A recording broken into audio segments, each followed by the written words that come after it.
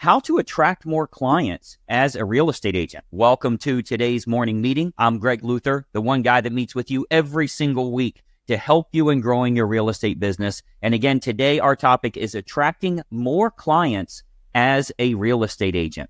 The number one problem for so many agents, they're fighting obscurity. It doesn't matter how many agents are in the area. If there's 5,000 agents in your real estate market, well, if it goes to 2,000, you're still not collecting any more clients because you don't have your marketing correct. The big problem I found for a lot of agents, I've been coaching for over 25 years. And the big problem I found is a lot of agents cannot accurately describe, they can't describe advertising and marketing, and they don't know the difference between the two.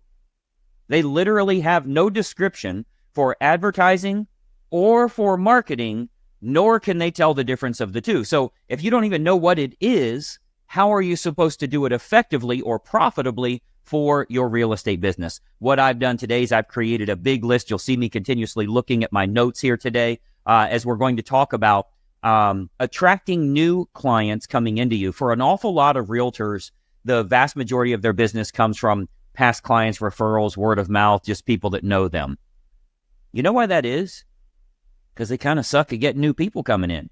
Don't be proud of the fact that that's all that comes from there. That's fine as long as that list is continuously building, as long as the number of people that know you gets bigger, as long as your audience is a larger number every single year that you're in business. Because if that's not the case, what you're going to find is you're way too tied to economic differences, interest rate differences, the market going up, market going down. Your business is dependent upon those 125 people. So sometimes it's good, sometimes it's bad, but the vast majority of the time it's pretty stagnant. It's pretty much the same year after year. Well, that's because you're fishing the same pond. Nothing wrong with that pond, but I want you to do a little extra fishing too. So we're going to talk a little bit about that today and get you, first of all, good at marketing. Then we'll talk about the advertising side, because if you don't understand the marketing side, you're certainly not going to do very well with advertising. Again, this is foreign concept for a lot of real estate agents because we certainly aren't taught this stuff in real estate school, right? We need to know how many square feet is in 7/10 of an acre. That's what you got to figure out. You can use a calculator. For what? We're not taught how to attract the kind of clients we need and get a multitude of them, get a continuous flow of business coming in. So they're not real good at marketing. They're focusing on people that already know them, right? They're trying to skate that line of how do I stay in touch with them but not be too overbearing? Is this too many emails to the people that know me? Is this too many mailers to the people that know me? Well, what if you get more people to know you?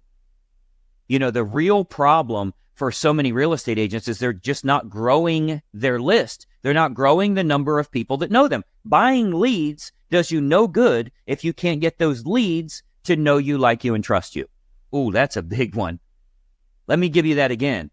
Buying leads is no good if you can't get those leads to know you, like you, and trust you. And let me ask you, what are you doing to get them to know you, like you, and trust you? What you're probably doing is calling them saying, hey, you want to buy a house? Can I meet with you? Do you have an agent to represent you?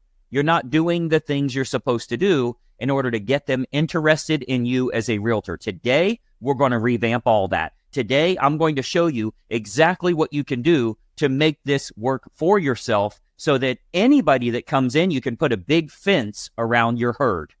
And you can keep growing that herd of the people that love you, that whether you've sold them a home yet or not, they are your past clients, sphere of influence, and unconverted leads will start to love everything about you. Let me tell you, there's a whole lot of real estate agents on here right now that have followed me for years. They've never given me a dime. They've never bought anything I've offered. They've never become a client with me, but they've followed me forever and they love it and they get good content. They get good help. They utilize some of those tools and they get benefits from that. That's a herd of people. When they're ready, they move forward. Well, the same is true with all of the leads that you have. Your buyer leads, your seller leads, if you are working investor leads, anything like that. If you get a good herd and you're providing good quality content, when it's time for them, when the time is right, they are going to utilize you. And you'll find that once they do see how well your stuff works, particularly once they get on the inside. I saw David said here, that's their loss for sure. If they're not using Greg's coaching, that's their loss. I appreciate that. But the same is true for all the people that aren't using you as a real estate agent. Because what you'll find today is there is a difference in what you do, what you offer, and why you're different than their brother who's a realtor, their cousin, their coworker who also has a real estate license. There has to be a difference there. So we're going to talk about that here today. The problem is you're not getting enough people to know you, and you need to grow your audience. I call it your universe. So your universe is everybody that knows you, likes you, and trusts you. We got to get the first one out of the way. They got to at least know who the heck who you are. If I called the last 100 leads that were given to you from Zillow, Realtor.com, Commissions Inc., from your broker, wherever you're getting these from, if I called those 100 and I said, let me just take somebody's name from the chat here. Let's take David Hobble. If I said, hey, do you know David? If they're like, no, I have no idea who that is. David, why did you get those 100 leads? We're not doing an effective job of getting them to first know you, then get them to like you, then get them to trust you. Know you, like you, trust you. That's what we have to do. We're not trying to get their contact info and call them and see if we can work with them. That's a bad way to handle your leads, and you're going to be upset. You're going to think the leads are no good. That's not the problem.